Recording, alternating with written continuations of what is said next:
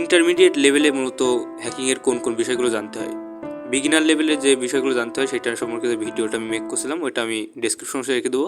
So আজকে ভিডিওতে আমরা দেখবো যে ইন্টারমিডিয়েট লেভেলে একজন মানুষ কিংবা একজন যদি সে হ্যাকিং শিখতে চায় ইন্টারমিডিয়েট লেভেলে কোন কোন স্কিলগুলোতে থাকতে হবে কিংবা কোন কোন স্কিলগুলো আপনি অর্জন করবেন। তো সর্বপ্রথম যেটা আছে সেটা হলো স্ক্রিপ্টিং স্কিল। সো স্ক্রিপ্টিং স্কিলের আসলে জিনিসটা কী, এটা হলো বোঝা মেইন যে স্ক্রিপ্টিং স্কিল আসলে কী। স্ক্রিপ্টিং স্কিল হলো, আমি একটা সিনারিও দিয়ে আপনাদের বোঝাবো। সেটা হলো সর্বপ্রথম মনে করুন যে একটা প্রতিদিন সকালবেলা আপনি ঘুম থেকে ওঠেন এবং আপনার যে পিসি আছে সেই পিসিটা অন করে আপনি মেইল চেক করেন। আর মেইলের ভিতরে মনে করুন অনেকগুলো মেইল আসে আর একই টাইপের অনেকগুলো মেইল আসে। সো আপনি কি করেন, আপনি হলো মেইলগুলোর রিপ্লে ম্যানুয়ালি দেন। এখন হঠাৎ আপনি কি করলেন, আপনি একটা স্কিল আপনার অর্জন হলো, তখন আপনি কী করা শুরু করেন, আপনি ঘুম থেকে না উঠেই আপনি ঘুমিয়ে থাকলেন এবং আপনার একই টাইপের যে মেসেজগুলো আসে কিংবা মেইলগুলো আসে সেই মেইলের অটোমেটিকলি রিপ্লাই হয়ে গেল। ঠিক আছে, বিষয়টা অনেকটা এরকম যে আপনি হোয়াটসঅ্যাপের ভিতরে আপনি ঘুমাই গেছেন কিন্তু হোয়াটসঅ্যাপে কেউ মেসেজ দিলে আপনার একটা রিপ্লাই আসছে। ঠিক আছে, এটা হলো স্ক্রিপ্টিংয়ের কাজ। সো আরও যদি ডিটেইলে বলতে হয় যে স্ক্রিপ্টিং আসলে কী, স্ক্রিপ্টিং এখন মনে করুন যে আমরা একটা সিস্টেম হ্যাক করছি। সিস্টেম হ্যাক করার পরে আমাদের কিছু কাজ থাকে যেটা হলো যেগুলোকে বলা হয় post exploitation. So post exploitation কি, কোনো একটা সিস্টেম হ্যাক করার পরে যে কার্যক্রমগুলো করতে হয়, যেমন প্রিভিলেজ এক্সপ্রেশন, এরপরে আপনার পিভটিং, ঠিক আছে, এই যে বিষয়গুলো আছে হ্যাক করার পরে যেগুলো করতে হয় সেগুলো আমরা বলা হয় পোস্ট এক্সপ্লয়টেশন। তো পোস্ট এক্সপ্লয়টেশন করার জন্য আপনি এটা দুইভাবে করতে পারেন, একটা হলো ম্যানুয়ালি এবং একটা হলো স্ক্রিপ্টিং স্কিল ইউজ করে। সো ম্যানুয়ালি করলে কী হয়, অনেকগুলো টাইপ কিংবা অনেকগুলো টপিক এখানে বাদ পড়ে যেতে পারে, আপনার মনে নাও থাকতে পারে। ঠিক আছে, তো এটা অনেকটা লেন্দি প্রসেস। কিন্তু যদি আপনি এখানে করেন, আপনি যদি স্ক্রিপ্টিং স্কিল ব্যবহার করেন, আপনি যদি স্ক্রিপ্টিং ব্যবহার করেন সেক্ষেত্রে কী হবে, আপনার এটা অটোমেট হয়ে যাবে এবং আপনি কিছু না করলে চুপ করে বসে থাকলেও এটা অটোমেটিকলি প্রিভিলেজ এক্সক্লুশন করার চেষ্টা করবে, পিভটিং করার চেষ্টা করবে, আর কি ইনামোরেশনগুলো আছে সেগুলো করার চেষ্টা করবে। ঠিক আছে, তো আশা করি আপনি বুঝতে পারছেন যে স্ক্রিপ্টিং স্কিলটা আসলে কী। ঠিক আছে, সো এইটার জন্য কিছু ল্যাঙ্গুয়েজ আছে, সেই ল্যাঙ্গুয়েজগুলো শিখতে হয়। সর্বপ্রথম একটা হলো পাওয়ার শেল, এটা হলো মাইক্রোসফটের তৈরি করা পাওয়ার শেল। এবং 2 নম্বরে পাইথন শিখতে পারেন, ব্যাশ শিখতে পারেন এবং রুবি এবং পার্ল। এইগুলো যদি শেখেন সেক্ষেত্রে আপনার স্ক্রিপ্টিংটা আপনি একটা মজবুত একটা ফাউন্ডেশন তৈরি হবে। ঠিক আছে, ওকে। সো 2 নম্বর যে টপিকটা আছে ইন্টারমিডিয়েট স্কিলের সেটা হলো ডাটাবেজ স্কিল। সো ডাটাবেজ স্কিলটা আসলে কি, ডাটাবেজ আসলে কি এটা হলো বুঝতে হবে। মনে করুন যে আপনার কাছে হিউজ অ্যামাউন্ট ডেটা আছে, সেই ডেটাগুলো আপনি কোনো একটা জায়গায় স্টোর করে রাখতে চাচ্ছেন। তো সেক্ষেত্রে কী হবে, আপনি যে কোনো একটা জায়গায় স্টোর করে রাখছেন টেবিল আকারে, কলাম আকারে, এটাকে আমরা ডেটাবেজ বলছি। এখন এই ডেটাবেজ এর সাথে আর একটা কথা চলে আসে, সেটা হলো সার্ভার, ডেটাবেজ সার্ভার। তো সার্ভার আসলে কি, সার্ভার হলো কোনো একটা ক্লায়েন্টকে কিংবা কোনো একটা গ্রাহককে কোনো কিছু প্রদান করা, কোনো কিছু সার্ভ করা। মনে করুন যে একটা কম্পিউটার আছে, সেই কম্পিউটারটা 24/7 কী করে, আপনার যে ডাটাগুলো আছে কিংবা ক্লায়েন্ট যে ডাটাগুলো সার্চ করে, কোয়েরি করে, সেগুলো তাকে সার্ভ করে। ঠিক আছে, এটা হলো সার্ভার। সো ডাটাবেস থেকে যে কোয়েরি কিংবা তথ্যগুলো কোনো ক্লায়েন্টের কাছে কেউ সার্ভ করে সেটাকে আমরা বলবো ডাটাবেস সার্ভার। ওকে, সো এর জন্য ডাটাবেজ স্কিলের অর্জন করার জন্য মেইনলি আপনার কী কী জানতে হবে, সেটা হলো এসকিউএল ল্যাঙ্গুয়েজটা ভালো করে শিখতে হবে, এটা শিখলেই এনাফ। ঠিক আছে, এছাড়াও কিছু পপুলার কিছু ডাটাবেজের নাম যদি আমি বলি, মাই স্কিউএল, পোস্ট গ্রে স্কিউএল, এরপর আপনার ওরাকেল ডেটাবেজ। ঠিক আছে, এইগুলো সম্পর্কে একটু জানার চেষ্টা করবেন। সো 3 নম্বর টপিক যেটা আছে সেটা হলো ওয়েবসাইট পেনিট্রেশন টেস্টিং। একজন প্রো হ্যাকার কিংবা একজন ইন্টারমিডিয়েট হ্যাকারের অবশ্যই ওয়েবসাইট পেনিট্রেশন টেস্টিং সম্পর্কে জানতে হবে। তো এর জন্য তার কিছু স্টেপ ফলো করতে হবে। সর্বপ্রথম যেটা আছে, ওয়েবসাইট কী সেটা ভালোভাবে আপনাকে জানতে হবে। ওয়েবসাইট জানার পরে ওয়েবসাইট কী, এরপর আপনি জানবেন যে ওয়েবসাইট কীভাবে বিল্ড করতে হয়। আমি কিন্তু বলছি না যে আপনার পরিপূর্ণ ওয়েবসাইট বিল্ডার হয়ে যেতে হবে কিংবা আপনি একটা পরিপূর্ণ ওয়েব ডেভেলপার হয়ে যাবেন, এমন কিছু না। কিন্তু ওয়েবসাইট কীভাবে বিল্ড হয় এটা যদি আপনি জানেন সেক্ষেত্রে ওয়েব এক্সপ্লয়টেশন করতে আপনার সুবিধা হবে, ওয়েব পেনিট্রেশন টেস্টিং করতে সুবিধা হবে। ঠিক আছে, তো এটা জানার চেষ্টা করবেন। এবং এরপরে যেটা আছে সেটা হলো ওয়াস্প টপ 10, মানে যে ভালনারেবিলিটিগুলো আছে, যে কমতি আছে ওয়েবসাইটের, যে কমতিগুলো দিয়ে আপনি হ্যাক করতে পারবেন, এগুলো ভালনারেবিলিটি বলা হয়। তো এই ভালনারেবিলিটিগুলো কী কী থাকতে পারে সেগুলো ওয়াস্প টপ 10-এর ভিতরে আছে। এটা আমি লিঙ্ক দিয়ে রাখবো নিচে, আপনি এখানে দেখে নেবেন। ঠিক আছে, এটা পড়বেন যে কোন কোন ভালনারেবিলিটিগুলো আছে। যেমন কিছু ভালনারেবিলিটি আছে, যেমন এক্সএসই আছে, মানে ক্রস সাইট স্ক্রিপ্টিং, এরপর এসকিউএল ইনজেকশন, পথ ট্রাভার্সাল, এরপরে আরএফআই, এলএফআই। ঠিক আছে, এমন অনেক ধরনের প্রবলেম আছে। তো এই সমস্যাগুলো, ভালনারেবিলিটিগুলো কেমনভাবে এক্সপ্লয়েট করতে হয় সেগুলো আপনাকে জানতে হবে। এবং এর জন্য কিছু টুল ব্যবহার করা হয়, সেই টুলগুলো সর্বপ্রথম ব্যবহার করা হয় Burp Suite. Burp Suite web এক্সপ্লয়টেশনের জন্য খুবই ইম্পর্টেন্ট টুল। বার্ব সুইটের ব্যবহার শিখতে হবে এবং অর্স জ্যাপ, ঠিক আছে। এই অর্স জ্যাপ কি, এটা হলো বার্ব সুইটের বলতে পারেন যে একটা ফ্রি ভার্সন, ঠিক আছে। এটা ফ্রি ভার্সন না, এটা মূলত এটা অন্য একটা টুল, কিন্তু বার্ব সুইটের মতোই কাজ করে, কিন্তু এটা পরিপূর্ণ ফ্রি, ঠিক আছে। ওকে, সো আমরা 3 নম্বর দেখলাম যে ওয়েবসাইট পেনিট্রেশন টেস্টিং জানতে হবে, এবং 4 নম্বর যে টপিকটা আছে সেটা হলো ফরেনসিক্স।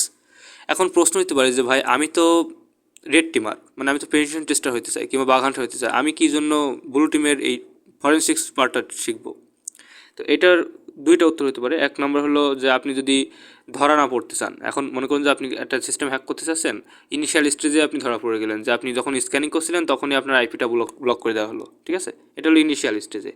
তো এইটা হয় কিভাবে, এইটা আপনি যদি জানেন, যদি আপনি জানেন যে ব্লু টিমাররা কিংবা একজন ফরেনসিক্স ডিজিটাল ফরেনসিক্স এক্সপার্ট কীভাবে চিন্তা করে, কোনো একটা সিস্টেম, কোনো একটা নেটওয়ার্কের ভিতরে যদি আপনি কোনো ঝামেলা করেন, কোনো হ্যাক করার প্ল্যান করেন কিংবা হ্যাক করে ফেলেন, তারপরে তারা ইনভেস্টিগেটটা কীভাবে করে, এটা যদি আপনি বোঝেন, তখন আপনার জন্য সুবিধা হবে যে আরও কীভাবে তাদেরকে ফাঁকি দেওয়া যায়, ঠিক আছে। মানে ইন্ট্রুশন ডিটেকশন সিস্টেম আইডিয়া যেটা আছে, ওইটা কীভাবে ইভেডিং করা যায়, ওইটা থেকে কীভাবে মানে মনে করুন যে আরও সিকিউর ওয়েতে হ্যাক করা যায়, এটা আপনি বুঝতে পারবেন, ঠিক আছে। তো এই জন্য ডিজিটাল ফরেনসিক্স জ্ঞান থাকা খুবই ইম্পর্টেন্ট। ডিজিটাল ফরেনসিক্স কেমন হয় এটার একটা ভিডিও আমি নিচে দিয়ে রাখবো, এটা দেখে নেবেন, ঠিক আছে। ওকে, সো 5 নম্বর যে টপিকটা আছে, 5 নম্বর টপিক যেটা শিখতে হবে সেটা হলো টিসিপি আইপি। আমি বিগিনার লেভেলে মানে হ্যাকিং শেখার আগে যেগুলো শিখতে হবে এমন একটা ভিডিও মেক করছিলাম, ওই ভিডিওতে আমি বলছিলাম যে টিসিপি আইপি সম্পর্কে আপনারা জানতে হবে এবং নেটওয়ার্কিংয়ের অনেক পার্ট সম্পর্কে আপনারা জানতে হবে। তবে টিসিপি আইপি ইন্টারমিডিয়েট লেভেলে একটু অন্যরকম। এটা কেমন, এটা হলো এই টিসিপি আইপির আরও অনেক ডিটেলে যাওয়া যায়, আরও ডিপে যাওয়া যায়, ঠিক আছে। সেই ডিপ নলেজগুলো আপনাকে গ্যাদার করতে হবে। যেমন এর ভিতরে কী কী আছে, যেমন flag, window, DF, sequence, acknowledge, ঠিক আছে। এই কমান্ডগুলো কীভাবে কাজ করে, এগুলো কীভাবে ব্যবহার করতে হয়, এগুলো সম্পর্কে ভালোভাবে জানতে হবে। শুধুমাত্র এইটা না, টিসিপি আইপির এখানে এসে আপনাকে আর একটা বিষয় জানতে হবে, সেটা হলো এমআইটিএম কীভাবে হয়, মানে ম্যান ইন দ্য মিডল এটা কীভাবে করা হয় মেইনলি, ঠিক আছে। এটা মেইনলি করা হয় টিসিপি আইপিরই একটা ফল্টের কারণে কিংবা এটার মাধ্যমেই করা হয়, ঠিক আছে। সো এটা কীভাবে করা হয় এটা ভালোভাবে জানতে হবে। ওকে, সো 6 নম্বর টপিক যেটা আছে, 6 নম্বর টপিকের ভিতরে ক্রিপ্টোগ্রাফি রাখা হয়েছে, ঠিক আছে। ক্রিপ্টোগ্রাফি কি, ক্রিপ্টোগ্রাফি হলো কোনো কিছুকে এনক্রিপ্ট করা, ডিক্রিপ্ট করা, ঠিক আছে, এই টপিকটা। তবে একজন ভালো হ্যাকার হওয়ার জন্য অবশ্যই আপনার ক্রিপ্টোগ্রাফি সম্পর্কে জানা আবশ্যক। তার কারণ কি, তার কারণ মনে করুন যে আপনার কাছে SHA-12 বলে একটা এনক্রিপশন সিস্টেম আছে। সো ওই সিস্টেমের কোনো একটা এনক্রিপ্টেড ডাটা আপনার কাছে থাকলো, সো আপনি কী করতে পারবেন, আপনি যদি তার উইক পয়েন্টে জানেন কিংবা ওইটা কীভাবে ডিক্রিপ্ট করতে হয় এটা যদি আপনি জানেন, সেক্ষেত্রে কিন্তু আপনি ইজিলি ওইটা ডিক্রিপ্ট করে ডাটাগুলো বের করে নিতে পারবেন, ঠিক আছে। সো এইটা মেইনলি ইউজ করে কী জন্য হ্যাকাররা, এটা ইউজ করে সর্বপ্রথম তাদের যে অ্যাকশনগুলো আছে সেগুলোকে হাইড করার জন্য, এবং 2 নম্বর যেটা করে আপনার যে ডিটেকশন আছে ডিটেকশনটা বাইপাস করার জন্য। ওকে, সো এটা বাদে আমাদের লাস্ট বাট নট লিস্ট একটা স্কিল থাকে, একটা স্কিল আছে, সেই স্কিলটা অর্জন করতে হবে, সেটা হলো রিভার্স ইঞ্জিনিয়ারিং। সো ইন্টারমিডিয়েট লেভেলে রিভার্স ইঞ্জিনিয়ারিং না জানলে আসলে আপনি ইন্টারমিডিয়েট কী হবে এটা বলা অনেক টাফ। তার কারণ রিভার্স ইঞ্জিনিয়ারিংটা আসলে কি, এটা যদি আমরা বুঝি, সেটা হলো সাপোজ আপনার কাছে একটা ম্যালওয়্যার দেওয়া হলো। সো ম্যালওয়্যারটা আসলে কি, ম্যালওয়্যার হলো একটা ম্যালিসিয়াস পিস অফ কোড, মানে একটা সফটওয়্যার মনে করুন। এখন এই সফটওয়্যারগুলো এর বিভিন্ন রকমের রূপ আছে, যেমন ভাইরাস, অর্মস, ট্রোজেন হর্স, এরপরে আপনার স্পাইওয়্যার, র্যানসোমওয়্যার, ঠিক আছে। এগুলোর নাম অবশ্যই আপনি আগে শুনছেন। সো রিভার্স ইঞ্জিনিয়ারিংয়ের মাধ্যমে যেটা করা হয়, এক্সিস্টেড যে ম্যালওয়্যার পৃথিবীতে অলরেডি আছে, মনে করুন যে একটা ম্যালওয়্যার আগেই আছে, সেই ম্যালওয়্যারটা আমরা কি করতে পারি, ওর যে ফাংশনালিটিগুলো আছে, ওর যে ফিচারগুলো আছে, সেগুলোতে আমরা আরও অ্যাড করতে পারি, মানে অ্যাডিশনাল ফিচারগুলোতে অ্যাড করতে পারি। তাহলে কী হবে, তাহলে আমাদের সফটওয়্যারটা আছে সেই সফটওয়্যারটা আরও পাওয়ারফুল হবে, মানে ম্যালওয়্যার যেটা আছে সেটা আর একটু পাওয়ারফুল হবে। সো মজার বিষয় হলো প্রতিটা যে ম্যালওয়্যার অলরেডি এক্সিস্টেড পৃথিবীতে কিংবা নতুন যে ম্যালওয়্যারগুলো আসবে, সবগুলো কিন্তু পুরনো যে ম্যালওয়্যারগুলো ছিল কিংবা অলরেডি আছে সেইগুলোর মডিফাইড ভার্সন, ঠিক আছে। সো একেবারে নতুন পিস অফ কোড, একেবারে নতুন ধরনের একটা ম্যালওয়্যার বিল্ড কেউই করে না।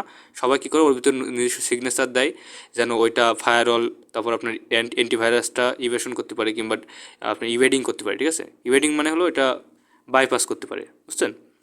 সো মেইন যেটা শিখতে হবে, রিভার্স ইঞ্জিনিয়ারিং অনেকটা আমাদের সফটওয়্যার ইঞ্জিনিয়ারিংয়ের মতো, ঠিক আছে। তো যারা সফটওয়্যার ইঞ্জিনিয়ার তারা অনেকটা রিভার্স ইঞ্জিনিয়ারিং অনেক কিছুই তারা করেন, ঠিক আছে, কারণ সফটওয়্যার নতুন কিছু ফাংশন অ্যাড করে, ফাংশনটা আবার ডিলিট করে, ঠিক আছে। সো এটাই। তো ওভারঅল এই বিষয়গুলো যদি একজন ইন্টারমিডিয়েট লেভেল একজন জানে, তো সেক্ষেত্রে সে হ্যাকিংয়ের ইন্টারমিডিয়েট লেভেল হিসেবে গণ্য হবে, এবং এই নলেজগুলো খুবই ইম্পর্টেন্ট।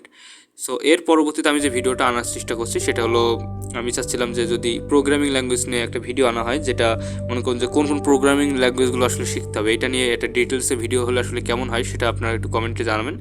আর ভিডিওর প্লে লিস্ট আমি তৈরি করতে চাচ্ছিলাম যে প্রত্যেকটা প্লে লিস্টের মানে হ্যাকিংয়ের জন্য কতটুকু প্রোগ্রামিং জানতে হয়, এটা নিয়ে আমি একটা প্লে লিস্ট তৈরি করতে চাচ্ছিলাম। এটা খুব দ্রুত আসবে। সো এই ভিডিওর লাইকের টার্গেট হলো আপনারা এই ভিডিওতে মিনিমাম 500 লাইক কমপ্লিট করবেন, এবং কমেন্ট অবশ্যই করবেন যে আপনাদের আদৌ এটা প্রয়োজন আছে কিনা কোনো প্লে লিস্টের, কিংবা অন্য কোনো টপিকের ভিডিও দরকার আছে কিনা, ঠিক আছে? সো বেস্ট অফ লাক, দেখা হচ্ছে পরবর্তী ভিডিওতে। আসসালামু আলাইকুম।